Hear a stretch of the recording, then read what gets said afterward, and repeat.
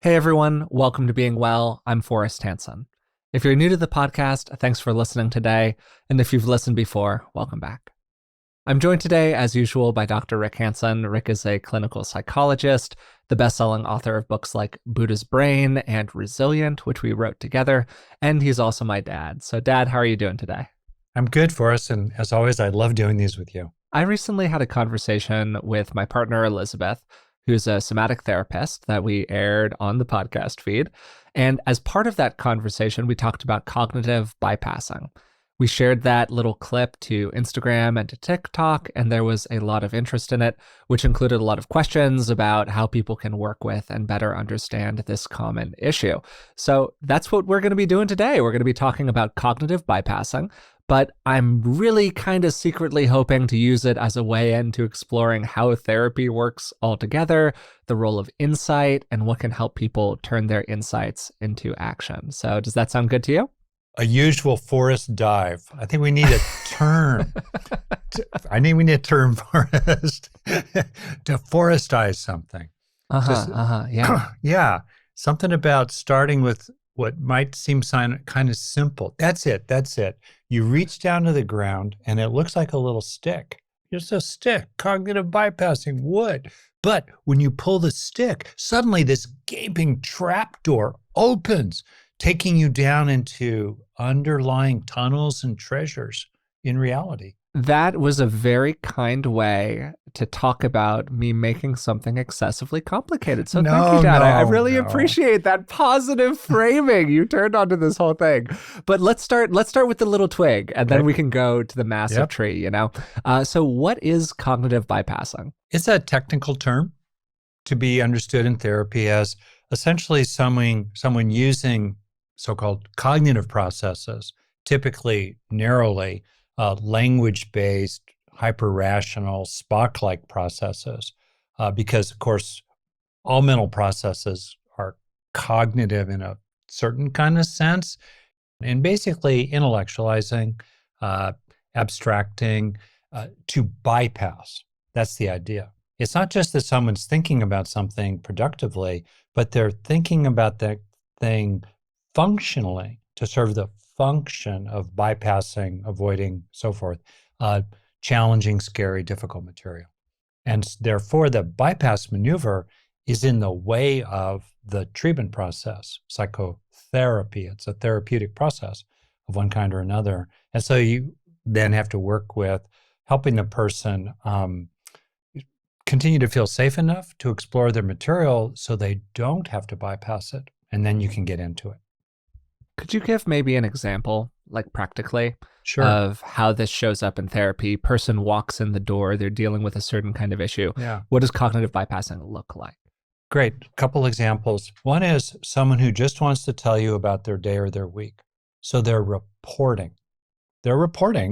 And sometimes it can have the quality of what's called technically, this is a term from, I believe, James Masterson, very important body of work, in psychotherapy, of being a witness at an execution. So they'll just report to you kind of calmly the horror show of their week, and you're like, what? you know, or they try to make you the witness at their own execution. So they're reporting a lot of suffering, but it's just a report almost, and they're not letting you do anything about it. So that's one way this could show up. A second way is, let's say you have a couple you're working with, A and B, and A starts yelling at B, let's say. So you're bad, you're wrong, you hurt me, I'm going to leave you. And then therapist, a little dazed, but trying to find their footing, turns to B and says, wow, that was a lot. How do you feel about what A just said? Okay. And then B says something like, well, I think A is wrong. Or it didn't happen. It didn't happen like that. They're bypassing telling you about their feelings and getting in touch with their feelings. So that would be another way maybe it would show up. There's a whole territory that's more, it's not like you either bypass or you go straight down the highway, but it's more like they're spinning, they're reality in some ways. They're giving you an account of a childhood very matter of factly that was just fine and normal. And then you start learning that, well, their mom was drunk by 1 in the afternoon, so she could never pick them up at school. And their dad was very angry and disengaged. And there's a fair amount of spanking. And what, you moved to 12 different schools by the time you graduated high school? And suddenly you get more of a story, but the person has spun it in some way to bypass. And they use language maybe to soften the edges or to overcomplicate something or rationalize it like, well, they are just doing the best they could. I love new age bypassing, not. But anyway, like, oh, it's the best of all possible worlds. Like, no, I read Candide back in college and he was wrong. A little Candide reference on the podcast here, Dad. I didn't see that one coming. That was good. Candide was cool. It was his buddy, the philosopher, whose name escapes me. That was a target of Voltaire's irony. Anyway. That was great. I love that. So just to kind of finish our setup here, and then we can dig more into the whole of the tree trunk rather than the little twig that's coming up above the ground. What's the function that this behavior is serving? Because you were talking earlier about like having a function associated with it. Yeah. Yeah. Well, always study the function. Follow the money, right? Cui bene. To what end? Who is served? Yeah.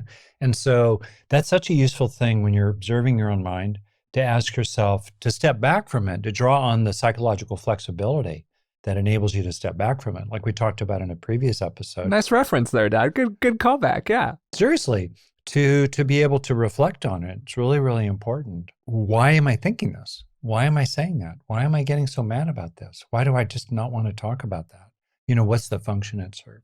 So usually it's about avoiding painful material, or you think it will be painful. That's one. I think another thing that people are motivated around the function it serves is to prevent a kind of disorganization of often a loosely held together psychological structure with bubblegum and baling wire. That feels very rickety, very precarious, and fragile. So cognitive bypassing is kind of a way to just keep it the way it is. Can't we all just be nice? Something like that. Those are two big functions that I've seen: avoiding pain, understandably, and avoiding change. To name a third one here that I think is probably useful for the kind of people who might have seen this episode title pop up in your podcast search bar or YouTube search bar or whatever and go, oh, that sounds interesting to me. There are a lot of people who have a really hard time experiencing emotions broadly. Yeah. And this can be either the experience of emotionality as a kind of theoretical construct almost, or the physical sensation of it in the body. And they're really cut off from that experience for one reason or another. And we might get into some of the reasons during this episode. But for people who fall into that category, the only option that a person might feel is available to them is describing something cognitively. Yeah. I was talking with Stephanie Fu pretty recently. She's the author of What My Bones Know, which is about complex PTSD and her personal history. And one of the things that she reported is basically she gets asked a lot, well, how did it feel to have this thing happen to you? Or how did it feel to have your mother talk to you that way or do that thing to you? And her report, to loosely paraphrase here, hopefully accurately, is basically that it probably felt really bad, but I don't have a feeling of it in the moment. And I have this kind of sense of separation from that feeling, which is a form of disassociation. So for somebody who really can't speak to how they felt about something, their only really option is to report it to you. So that's kind of another third category of people who might end up cognitively bypassing a lot. I think that's a really important point, and it relates to a general thing about technical terminology in psychotherapy, which is very well intended. It's grounded in a fair amount of academic research. So in academic research, there's an emphasis on refining your constructs and defining them kind of precisely. But on the other hand, it can feel pathologizing or blaming. Totally. Like, there you are, you're in denial, or there you are bypassing again. So I'm really glad you emphasized the point you just made there, Forrest, to realize that We so-called bypass for a good reason. Sometimes, honestly, we just don't want to talk about it. Hmm. And that's another thing too. A dear friend of mine lost his adult son at 19 to cancer, and 30 years later, I was a young therapist, and I said to my friend in a well-meaning way, "Hey, if you ever want to talk about it, let me know. I might help you." And my friend said to me, "I've talked about it so much, and every time I do, I feel terrible. So, I don't talk about it very much." And I went, "Yeah, I got it." He wasn't in denial. And he's a person who's very prepared to feel painful feelings. He just did not choose to go there. He didn't want to. Yeah. So there's a place for some of these things, that's definitely true. And I think the distinction you're making between can't and won't, in effect, is right. Yeah. Yeah. Man, for a long time, I just wasn't in touch. I couldn't say what I was feeling because I wasn't Mm. feeling it. Hmm. in a Yeah. way. Yeah. Totally. And then there are people who they could talk about it. They could get into it. They could even express it. They could act out the anger or the sadness, let's say. But they choose not to, and then you're in the exploration of why did they choose not to? And then with other people and helping them through therapy to have the choice in the first place. I love that. I think that's a great way to think about it. And I want to piggyback off of that and ask you kind of a little bit more of a meta question here, which gets to this idea of, for starters, is cognitive bypassing, quote unquote, a bad thing? Because Mm. that's the way that it's often presented, as this construct that has these problems associated with it. And then, really more broadly, do you think that we have to feel our feelings in order to work with them or get value from therapy? Because we talk a lot of the time on the podcast about like the role of insight. We had a conversation recently for our 300-ish episode, where I talked about how insight doesn't always lead to action. And cognitive bypassing can be kind of a form of that, where somebody's almost trapped in the insight, but isn't able to get down to the feelings themselves. Do you think that that's necessarily something that gets in the way of somebody dealing with their problems? Like, do we have to feel those emotions in that way in order to do something about them? This is deep. And you have right here, in a way, a kind of summary of the 100-year, roughly, history of clinical psychology. Give it 123. Like if we Yeah. mark it at Freud publishing on the interpretation of dreams and beginning to do psychoanalysis, yeah, it's really pretty short, but you've sort of summarized the journey of it. I'll offer two opinions, Forrest, and see what you think of them. Yeah, I'm just curious what your view is. One opinion is that there are different kinds of people. I think I've told you the little story of Carl Jung being interviewed on camera in England, like 1955 or 50 or something. And he was asked in the interview, "Who's right, you or Freud?" And he smiled and said, "Well, I think there's some people who have a Freudian psychology. And there are some people, maybe like me, have a Jungian psychology. And if you have a kind of Jungian psychology, maybe you'll find some help here." And with a little half smile, right? Yeah, The elderly Swiss gentleman that he was at that point.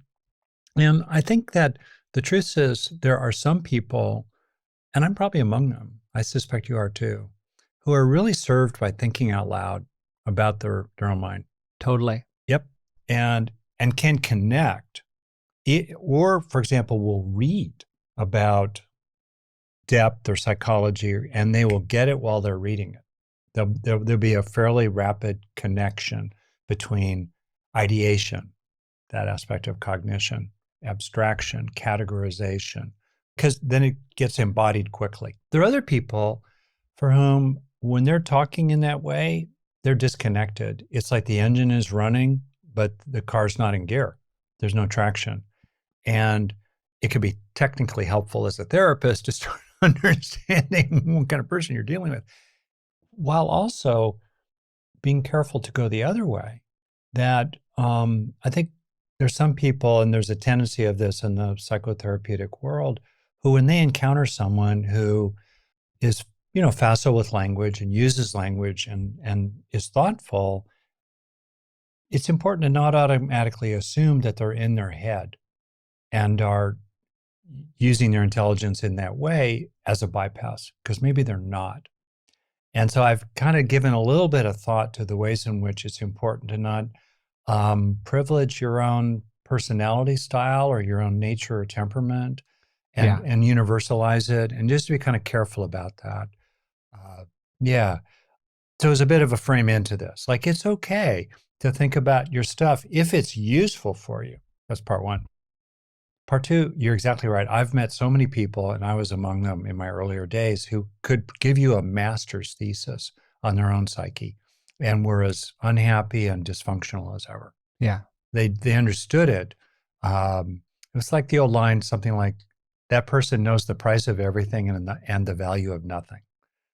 Just, they weren't connected. That Yeah. definitely can happen. And I find sometimes that people, I sometimes had clients who would want to come in and report their psyche to me as if they were presenting a master's thesis or a PhD defense. I've And totally fallen into that in therapy, by the way. Like I can remember individual oh, sessions that I really? had. Oh yeah, with Interesting. my therapist where they would ask me about it and I could give them I mean, I could give them like a 6 minute monologue on it and the context of it and everything that happened and all of that and just like lay it out and yet be still like totally entrapped by it. Yeah. And in therapy, to give people enough room to tell you their story or give you their account a few times, but then start moving into, okay, you know all that about yourself. Uh, Gee, what else is true, or what would help here, or what else do you long for? Where does it hurt? Last, then, about insight. In the history of psychoanalysis, there was a strong emphasis on sort of like revelatory insight Mm-hmm. on the part of the client, gently guided by the so-called mainly neutral but occasional interpretations from the analyst. These cathartic breakthrough Yeah, moments where the client would realize something or uncovers some past moment of history or trauma or whatever, and in the moment that it appeared, it would release and fully yeah, process. you get Yeah. a full Yeah. release, and that happens sometimes. Mm-hmm. I think a lot of later therapies, really productively, basically involve two things in particular. One, they involve a kind of readjustment of the underlying ecosystem of the psyche, the characters, their relationships, the dynamics. So it's shifting the relationships among the forces and vectors and parts and so forth of the person, mainly by just talking about it.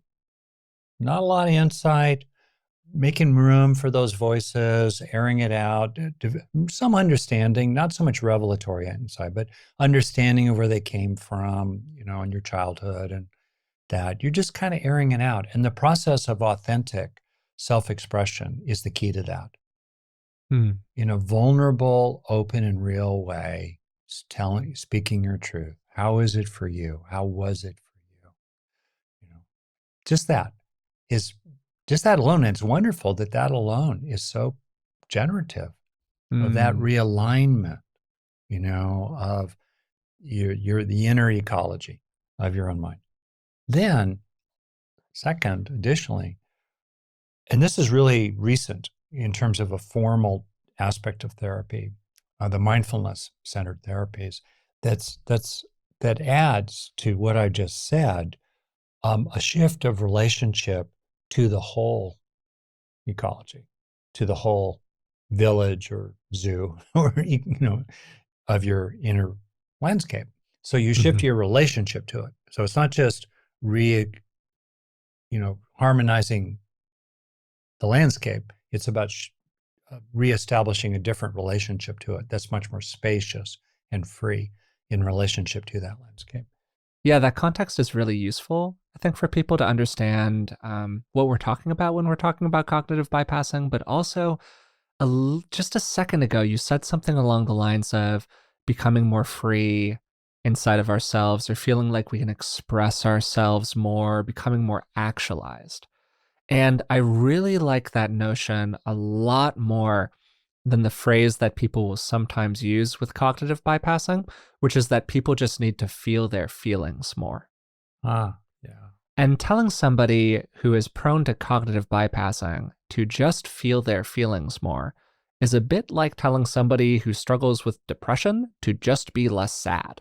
It is not very productive. It's not very helpful, and it's not very helpful for two reasons. The first reason is that a lot of the time, if people have spent any amount of time with these topics, working on their interior, whatever it is, like they're very aware that this is their tendency. It's not like they're unaware of this. Sure, some people are, but a lot of people aren't. And this remains a challenge just because of the way that their interior is, because of their tendencies as a person. The second reason that it's not very useful is wow, it's really blaming. Mm-hmm. You're setting up a framework where somebody just like hasn't been willing to feel their feelings, or they don't get that they're just supposed to feel their feelings, or oh, if you just go into that room over there and feel your feelings, all of your problems won't be problems anymore. And that just like couldn't be further from the truth. This is a complicated process for people. It can be really difficult for people to access. I mean, it was pretty hard for me to access for a long time. And I was somebody who had incredibly strong emotions to feel. It was because they were so strong that I struggled with them occasionally. So I could imagine how could be even more difficult for somebody who doesn't feel like they have that strong core of emotionality inside of themselves, where they're reaching down inside and they feel like they're finding nothing there. And then to be essentially blamed for not being able to feel properly or what we construct as properly, it just feels very unhealthy to me. I'm so glad you talked about that. And some of the more painful experiences that I've had, especially in my kind of college days in my 20s, is to be in situations where people would say to me, Rick, you're so out of touch, or you must feel your feelings, or you feel like a wound up spring about to explode because I wasn't sharing my feelings. You're so in your head. And Mm. oh, it felt very shaming, made me mad. What's my next step? I'm now going to perform on demand and spill my guts. But I actually don't feel safe enough with you, asshole, to spill my guts. But now you're making me wrong for not spilling my Yeah. guts. What a double Yeah. bind right there, a crazy Yeah. maker. So that's part one, I guess. Part two, I find myself thinking about what you've said about insight and Mm. just that topic. And I think it's one thing to understand yourself in a useful way. That's cognitive in effect. Is that a bypass? But you can understand yourself. And then what do you do with that understanding? The other thing, though, when I think back on my experiences that might be called insight in the sense that there was like a complete release then and there around something, or a permanent spaciousness around it. Maybe I still had to practice with it over time, so it literally didn't arise at all, but there was a permanent shift there. Like when a shift happens, it usually had some aspect that was cognitive, that was about understanding, along with usually a lot of somatic and affective content, sensation and emotion, in which there was a kind of completion of a gestalt, which is also a topic for us to explore more maybe in the future, where things just suddenly, it's almost like pieces in a lock, like the tumblers in a lock that were stuck, and then suddenly they're lubricated and they fall into place. Now you can open the door. It has that feeling in it, and there's a sense of completion. So even though we use a word like insight, which sounds very seeing into, right? It's more like feeling under than seeing into from above, and allowing something to complete, which might be a release, like a burst of emotion of some kind is completing, or a letting go, or you suddenly realize, oh, I didn't have to look at it like that, or oh, I wasn't really that one. But it has that sense of a coming together, that's not hyper rational at all. Yeah. I think what we're kind of stepping around is that there are various ways into this sort of a topic. And let's take it as just a premise for what we're going to talk about for the rest of the conversation, that it's good to get a sense for that interior. And there is a way in which we can just hang out in the cognizing that can get in the way of productive movement forward in our lives. Right? Definitely. So let's like kind of take that as a Yeah. premise here. Paralysis by analysis would be an example. Forms of rumination, forms of Oh, yeah. obsessive thinking can be kinds of excessive cognizing. And let's kind of like take this framework of our goal is to get more authentically present with whatever's there for you. From there, what I think can be really helpful for people is finding their unique way into this topic as a whole. For me, Forrest, just feel your feelings was not very useful. And I think that for a lot of people who struggle with cognitive bypassing, it's not that useful.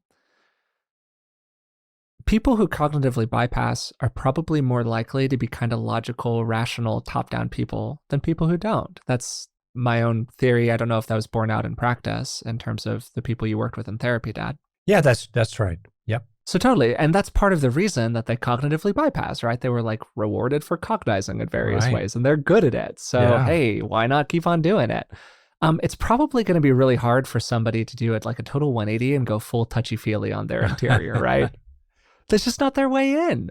So maybe for them, it's really useful to understand why they cognitively bypass, to get like a sense of context without minimizing that context, right? Without like minimizing their emotional experience. Something that was helpful for me was almost like externalizing my body or externalizing my feelings as almost this separate character that I could get some separation from and almost have like a conversation with. That's a pretty logical top down process. Like that requires a certain amount of cognizing, but it really helped me get a feeling for my interior. And that was much more accessible to me than just like trying to drop down into the basement and feel the overwhelming emotions all at once. So, for starters, I'm wondering if you have any thoughts about any of that, including just the whole notion of finding different ways in to the feel in your feelings process. Well, I both agree with what you've said there, Forrest, and as your friend, I just have empathy for what that was like for you. In terms of ways of becoming more in touch with ourselves, I want to put a little nod in here for my friend John Prendergast's really deeply wise and effective book called In Touch. It's about getting in touch with yourself and what's it feel like to actually be in touch with yourself. It's a really good one. Um, when I think about people in general and the growth process, it so often involves doing two things at once, which are kind of linking in the terminology I use in the heal process, in which we're stabilized in some place that's good while stretching into a place that could be scary. Mm. If you're only in the place that's good and you're not stretching, there's a question about your psychological flexibility and also you're not Yeah, growing. I hadn't thought about sort of what I was doing through that lens or this kind of process through that lens, but I think you're totally right on. It totally is a kind of linking. That's a great call out, Dad. Yeah, you're doing the two together, and you're bringing that sense of groundedness and safety to the next discomfort, let's say. And so I find to do that, it's helpful to establish the sense of basic all rightness in the present, like you're here, you're okay, and then start becoming more and more aware of neutral or positive body sensations. This is helpful even for people of a trauma history. Developing interoception. Yeah, totally. Right. And picking sensations, maybe it's a very safe external sensation like hugging yourself, right? Something that doesn't, trigger the trauma history, let's say, around the body, and then expanding from there. But body awareness is the foundation of self-awareness. And it's also the case in the old line, right? Phylogeny recapitulates ontogeny, that our growing upness as little infants is really sensory motor centered. And then layered on top of that are more and more complex developments, and including personal history, right? So you go down to the foundation and then build up right from there. And if you're curious about Rick's usage of technical terminology here, I will be explaining that phrase in the Patreon notes for this episode. Thanks, Dad, for giving me an opportunity to put a plug in. Good stuff. Professional podcasting. It's funny. No, it's a whole conversation. Okay, so getting in touch with your body, really foundational. People who say, I don't know what to do, just start with body sensations. Yeah, I love that as a technique. Yeah. Yeah, just start there. And it really is true. I find that one of the most poignant and safest ways to get in touch with oneself is to stay with, the sense of kindness, Mm. benevolence toward another person, simple, genuine, warm-heartedness, which can be fraught for some people because it stirs up longings to receive that, which have not been fulfilled, or it might bring up shame for times you weren't so warm-hearted, let's say. But if you can stay with it, if it's okay, it's a really nice way to get in touch with yourself. It, it is self-evident that you really do have a good intention. You really do have a caring, a friendliness towards someone. You don't have to be a saint.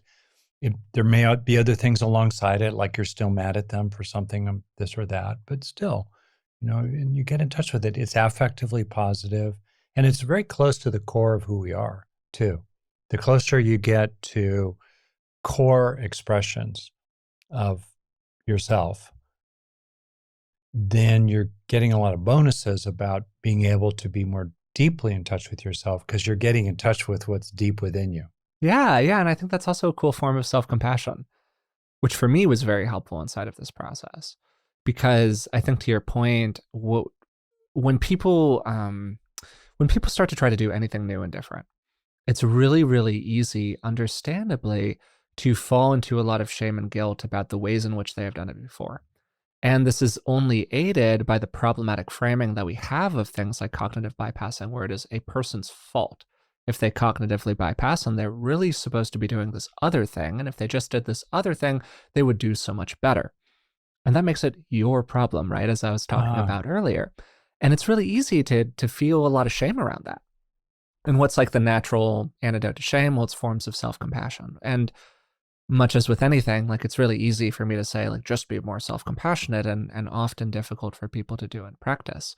But a way into self-compassion, I think, is forms of like understanding again why we have these tendencies, getting more in touch with what that deep core nature is that you were kind of referring to, maybe thinking a little bit about what a honest and authentic reflection of it out in the world would look like, and then trying to act from or pursue that more authentic version of yourself that you can kind of see down the road 20, 30 steps ahead of you, but it's plausibly within reach. You could kind of go like, oh yeah, I think I could do that over there. mhm.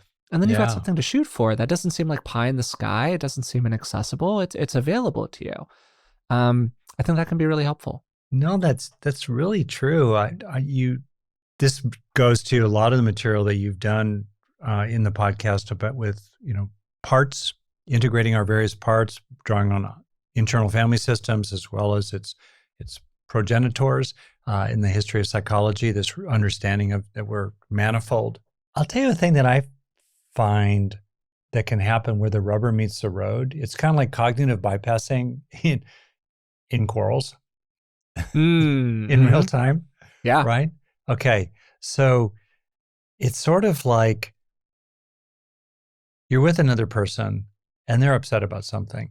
They're kind of in their emotions about it. That's what's foregrounded in their current moment of experience. Okay. You respond to it in an intellectual way or Yeah. an abstracted way or an I've lived this objective. life also, for the Okay. record. Okay. You like objective, so-called, the bird's eye view. The scientific understanding of this issue is X, Y, or Z with your expertise about it. That usually does not go well. Wait, that didn't go well for you, Dad? Oh, that I'm usually shocked. does not go well. No, I'm joking. I'm joking. Oh, I'm joking. I'm oh, saying okay. Yeah, sarcastically. yeah, Oh, wow. exactly. Surprise. Surprise, surprise. Whoa, that was a first. And flip it around. There you are in an emotional place, Hmm. and the other person wants you to analyze or How does think. that feel to you? Yeah. Yeah, and when I was in therapy, I had, to me personally, shocking experiences because I know I'm someone who was a good student and I can think on my feet, and I'd be in the middle of my material. And my therapist, wonderful therapist, would ask me some kind of question, and it would just take me out of my material. I couldn't think about it. I didn't want to think about it. And I kind of learned gently to say, oh, let me stay here a little while longer in it. And so if that other person is in their material and we're coming back at them like Spock, sorry, Spock, I like you, not so good.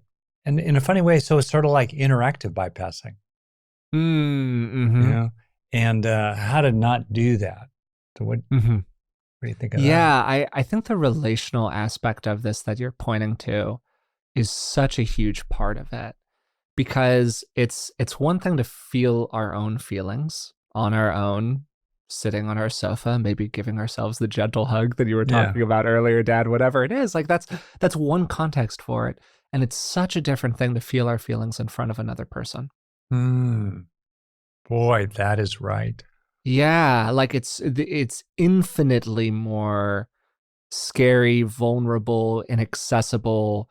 And my personal theory is that that's a huge part of why therapy works. Is that it's Yeah. not just that you're experiencing with the aid of another person, you're experiencing in front of another person. It's the relational context of it that helps us to improve. And you're practicing that relationality with your emotions in like real time in interaction. And so I just think that that's like such a huge piece of the puzzle. And to your point, it's something to be doubly conscious about in terms of our interactions with and our relationships with other people, that when they are in that moment of feeling in themselves, that we honor it and that we appreciate that it's going on, and that we not like rip them out of it in some kind of uncomfortable way. Maybe because we're uncomfortable. Yeah. A lot of the time the cognitive bypass is occurring because like there is a deep feeling that is vulnerable in us, or it's stirring something up in us what the other person is doing that we don't want to encounter. I mean, I think that's really true for me. I would go to a very cognitive place in my I'll use the word argument. They weren't always arguments, but it's a convenient word in my interactions with other people. Sometimes because that was just my default and it was just a habit. But sometimes because it was a great way to avoid emotional content. Also in the service of distancing, because typically authentic emotional self-disclosure is a Very joining. intimate. It's Totally. joining. Yeah. And intellectualizing tends to be more distancing. So maybe sometimes we do it in the service of distancing because it's getting too close. We're feeling too close. Well, I wonder about applying that, Dad, and I'm just riffing here, but I'm curious what your Yeah. take is on the notion essentially of like self-distancing. And here's what I mean. Like, so we've got IFS, right? We've got all these different parts inside of ourselves, different aspects of the psyche, whatever. Is there a part of you that you struggle to accept? Is there a part of this person who's cognitively bypassing that maybe they struggle to accept? And maybe that's some of the justification for it. Like there's an emotion inside that is deemed unacceptable, and therefore they either can't or won't experience it. Um, I think that's true for a lot of people. But I mean, just talking about my own history as a male bodied person, growing up in a Western context, feeling a lot of warm and fuzzy, soft, vulnerable emotions is not really like a culturally validated thing, right? You know, it's the whole boys don't cry, stiff upper lip, that whole deal. Thankfully, I wasn't raised inside of that family context. You and mom were very welcoming of all of the emotions, which is great. But, you know, you grow up in the cultural milieu. That's kind of part of the deal. And I think that a lot of people have to do a lot of acceptance work inside of themselves in order to start to be able to move past cognitive bypassing and like accept the presence of these vulnerable emotions at all, and kind of reclaim that part of themselves as part of the whole psyche, as opposed to this like little corner of it that they've pushed off to the side. Definitely, Forrest. I mean, that's what I've seen. And that's also certainly my personal experience. Yeah, so I just have a question about this for you, Dad, because Yeah. whenever we post a clip about anything having to do with like sensing into your interior, feeling your feelings, or all of the things that we're talking about in this episode today, we get a lot of comments almost every time, questions about like, well, but how do I do that? wait, but I can't do that. Wait, but I don't feel anything when I get in there. I hear a lot of people tell me to not cognitively bypass, but then nobody gets to like the how do you actually do the not cognitively bypassing part. And I do think that we've talked about that a little bit so far, but I would love just like a little bit more of your take on whether it's through the lens of like reclaiming these aspects of ourselves, or it's literally practically step by step how to interocept, or wherever you want to take that. Like, what have you seen be really useful for people? Starting with body sensations is really accessible because people are having body sensations. So set them up to be safe so that they can just notice, can you feel your feet on the floor? Okay, so granularly, you're talking Yeah, about like the tap your breath feet. or feet on the You're floor. noticing Okay. sensations there. A certain amount of our experience is not very accessible to language, where it's hard to label. And then you have issues with alexithymia, as you know, people have Mm-hmm. been traumatized sometimes. Um, but just in terms of the stream of consciousness, most of it is nonverbal. And a person is aware. So tap your feet on the floor, there's sensations, move your knees, what's that like? And can you just stay with sensory awareness? Charlotte Silver kind of work, Lee Lesser kind of work, just sensory awareness. That was great for me. And one of the best forms, here's a detail of sensory awareness, is, and people who do this as specialists know much more than I do, is to be aware of the movement of your joints through space. I like that. That's cool. It is Yeah. cool. You could do it. You're there. You're a dancer. Like you Yeah, really totally. know That's about that's where moving I your went to it. I was joints. like, oh yeah, no, that has a feeling associated And with it. Yeah, I love suddenly that. you're in touch with yourself. And Yeah, also it's yeah, yeah. integrating. It's not fragmenting, And so and even just little things like moving your shoulders, your torso in the chair, locating, getting a sense of your body vertically or not, and things that draw on body movement like yoga, tai chi, the dancing. That's very foundational, and it's accessible. You can be successful at it. That's the thing, Hmm. Forrest. In the subtext almost of some of the things you've said is the poignant longing of some people to be more in touch with themselves, and and and they And to want to be feel good at successful it. at it. Yeah, Yeah, and they've been totally. you know, invalidated around it. And the good news here is that really the path in is through sensation. It's the foundation. It's a foundation.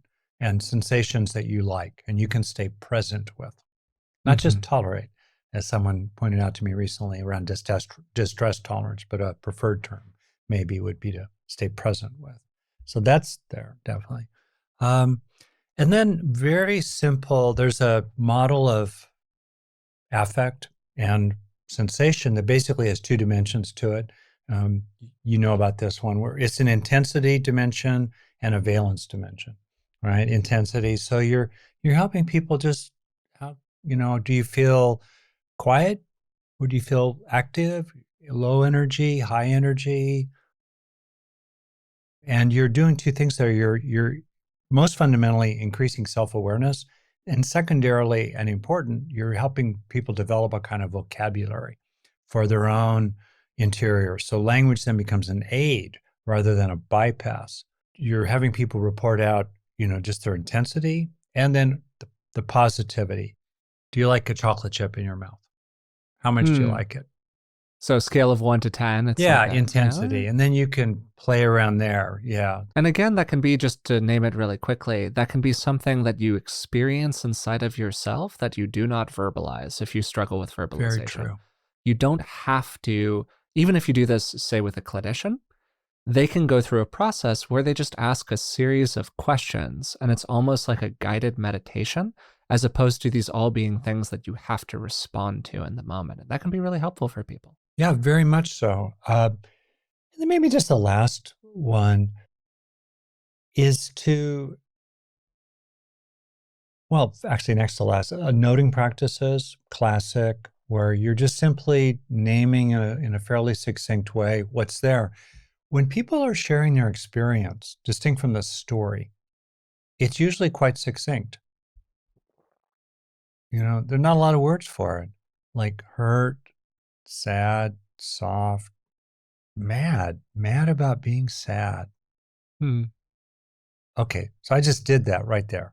And That's not atypical, and I could relate to it from the inside out as well. But that was less than half a minute for a complete account. So it's okay that you don't have to have a lot of words, but simple noting, just kind of like I did there. The one more, and here too, it's really safe usually, is to inquire into other people. Mm.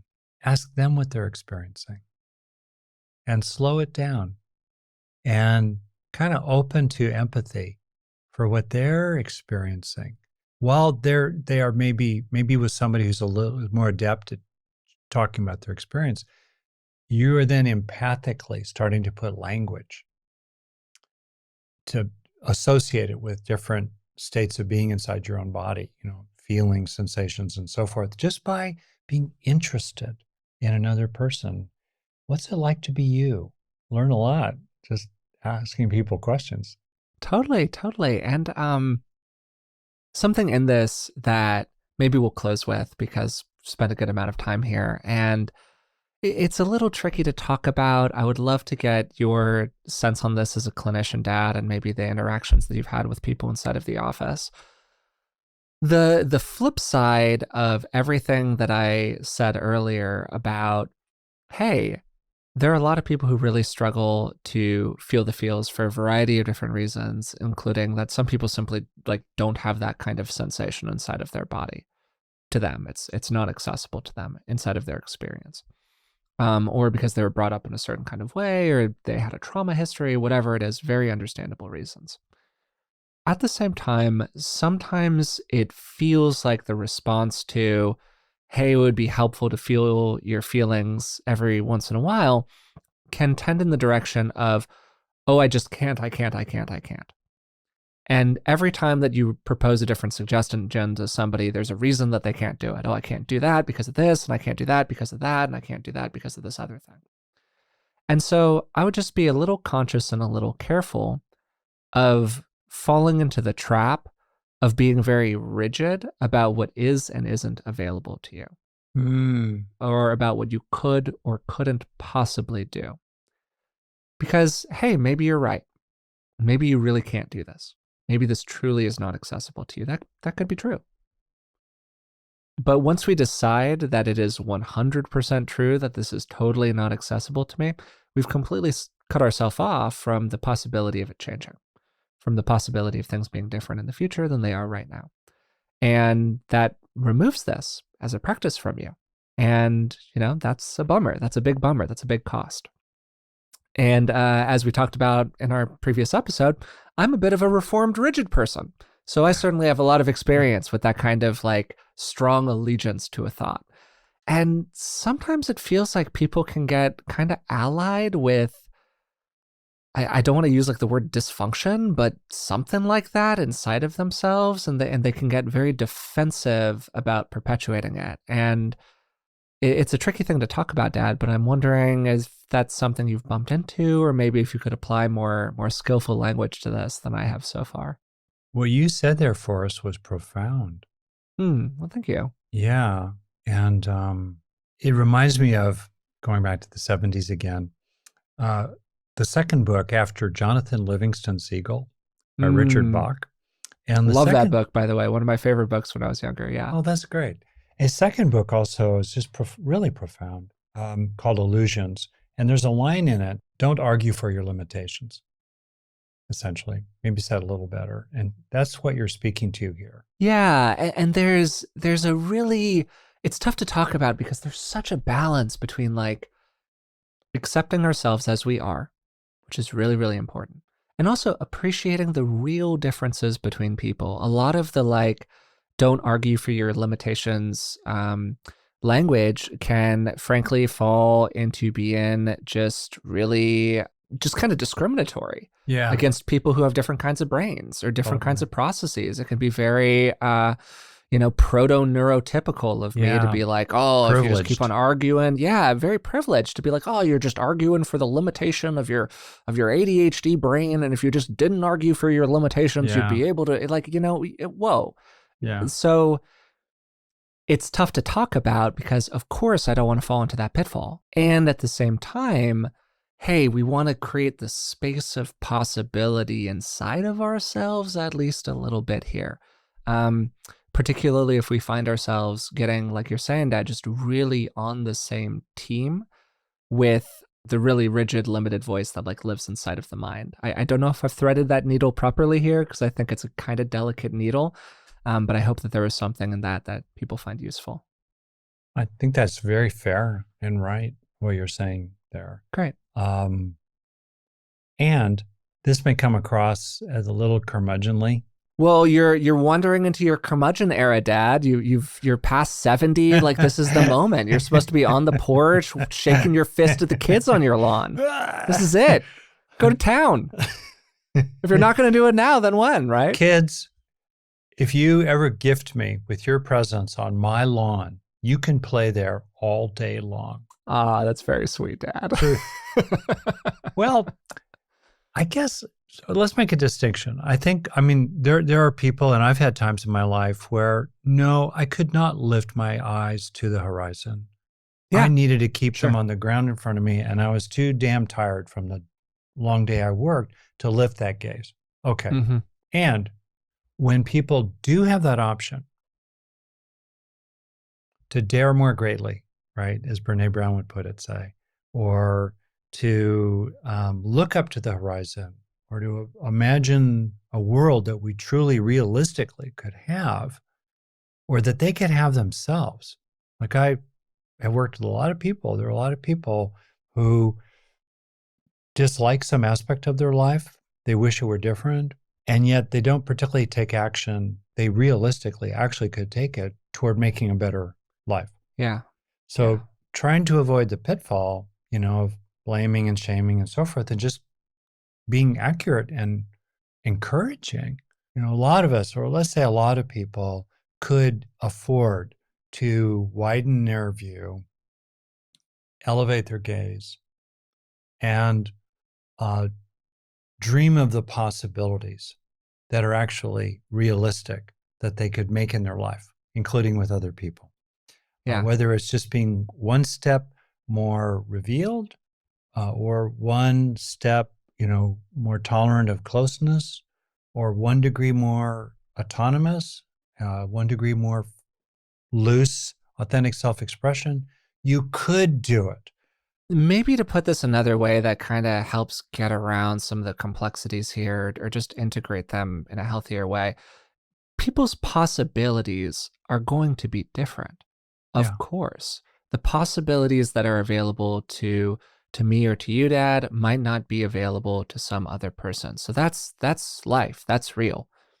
But inside of our possibilities, we can always ask what might be possible for us. And that itself can be a really useful practice. So, sure, your possibilities might be constrained by all of these different things. And yet, there is still a range of possibilities. And arguing for the limited side of that range Yeah. is often not necessarily super productive for us. And part of it has to do, honestly, with the collective mind. And what, just like we could say to an individual, are you thinking too small? Mm. Are you thinking too narrowly, too near termly, as it were? We could say that to humanity or to a country. What's your vision? And I think about corporations that are fixated on next week's profit report, the quarterly report. I can think about countries that are consumed by the next election cycle. And it's interesting that most countries don't actually, as a society, say basically, what kind of society do we want to build over the next generation?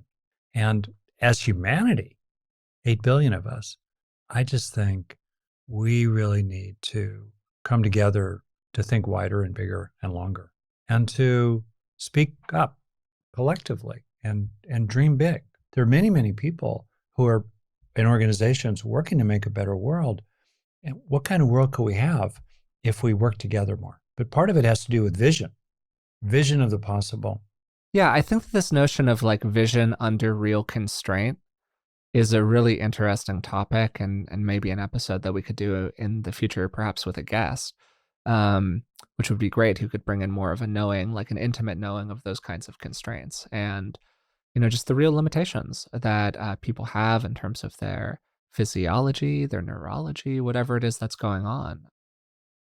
My partner Elizabeth has ADHD and complex PTSD and premenstrual dysphoric disorder, and so she's got a little bit of an alphabet soup going on, as she's talked about very openly on the podcast in the past. And those are real constraints that do really limit some of the choices that she has. Is a way to put it. There are constrained choices for her, but even within those constraints, she's somebody who I think has really like done a deliberate process of asking over and over again, like what might be possible for me, even with all of these constraints. And, it's been extremely productive for her. So I had a conversation with a mentor of mine, passed away a while ago from UCLA, just an extraordinary man, one of the 5 probably most influential people in my life, really, named Jules Zentner. And he was a advisor at UCLA, a professor of Scandinavian languages. So I knew him because I was taking Swedish there.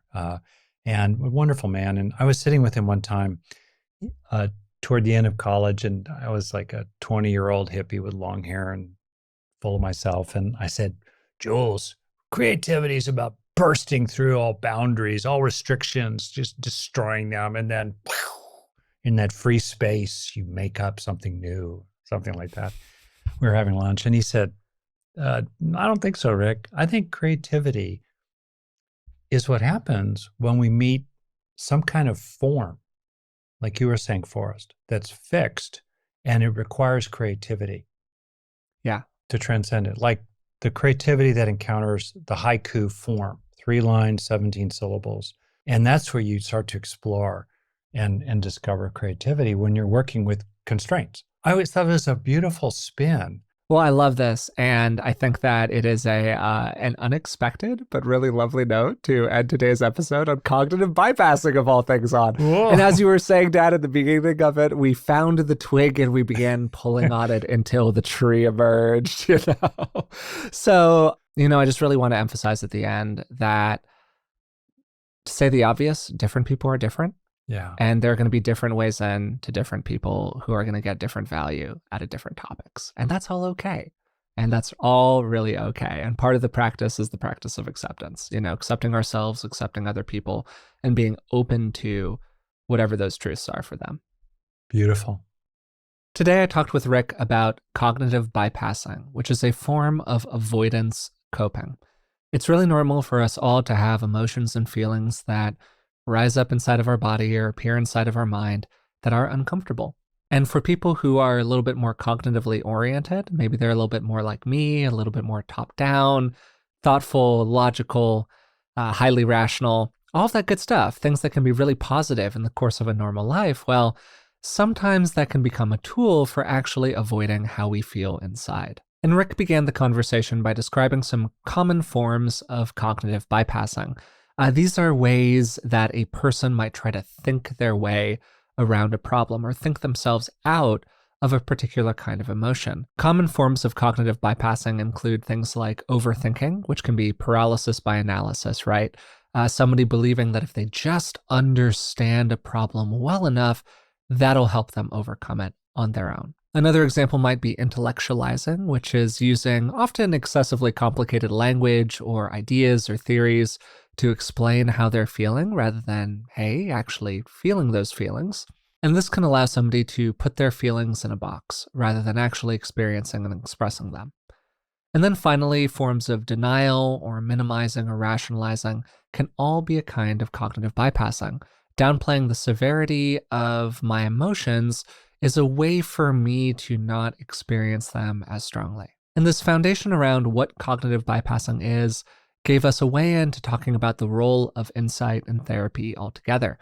Because cognitive bypassing can be a kind of getting trapped in insight. And Rick talked about how people could come into the office and tell them just everything about themselves, every story, the context for everything that happened, all of their unique tendencies, all of their challenges, and yet seem totally incapable of doing anything about them. This is really, really normal.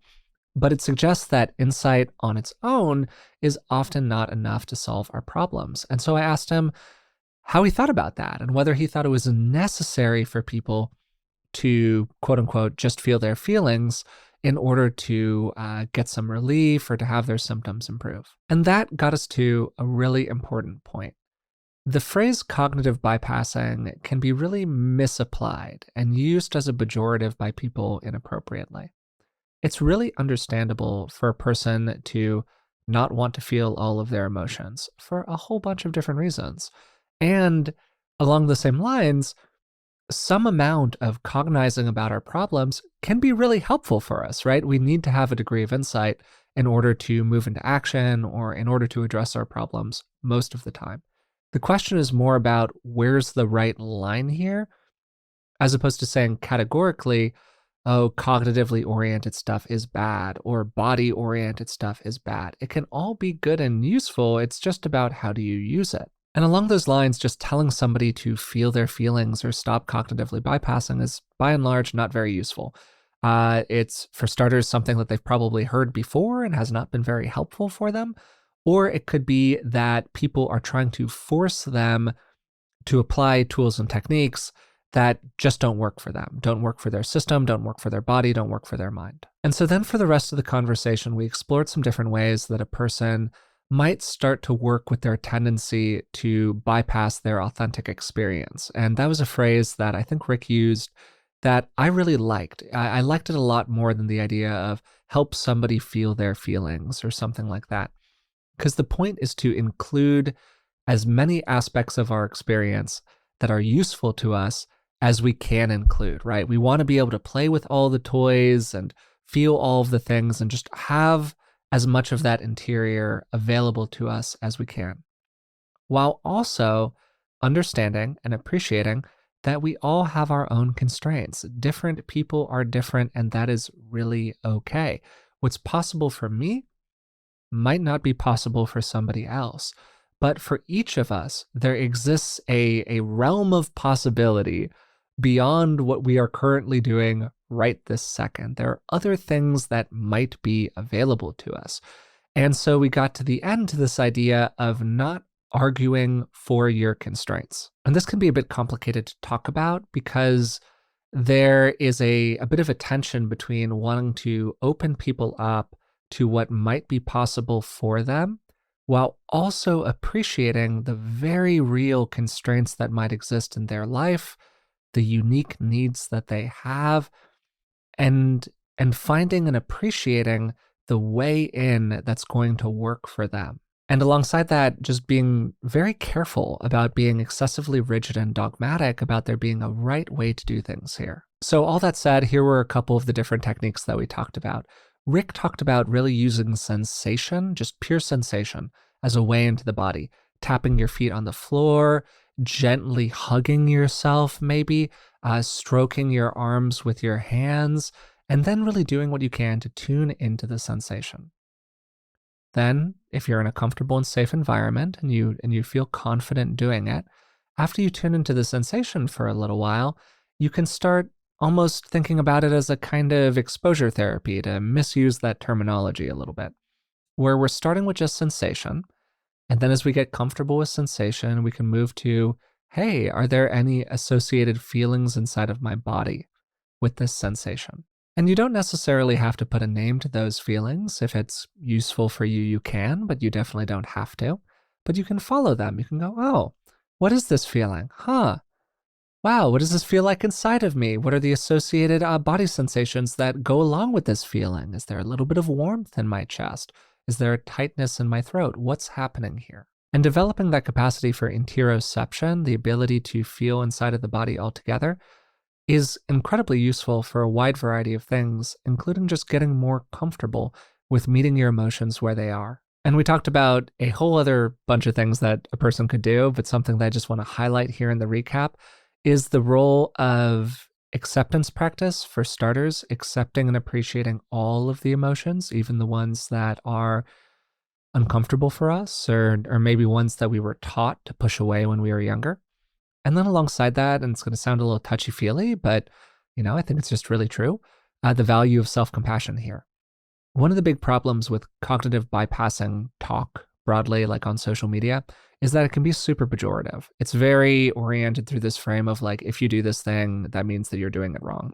And oh, if you just felt your feelings, you would be doing so much better. And so if you're somebody who's coming to this material and going, hey, I want to stop doing this, it can be really easy to feel a lot of shame and guilt around what's natural to you. Maybe around what you're actually really good at and has been a strength in the rest of your life. And now you enter this different arena and you're like, wait, this is a problem? And believe me, I empathize. I really get that. That was very much the story of my life. And so being able to apply really deliberately some compassion to other versions of myself and to my own feelings and to the context for the experiences that I was having was incredibly useful for me personally. So, hope you enjoyed today's episode. If you did, I would really appreciate it if you took a moment to subscribe to it wherever you're listening right now on. Hey, if you're listening to it, you could also watch the episode if you wanted to. You can find me on YouTube as Forrest Hanson. And if you'd like to support the podcast in other ways, you can find us on Patreon. It's patreon.com/beingwellpodcast. Until next time, thanks for listening, and I'll talk to you soon.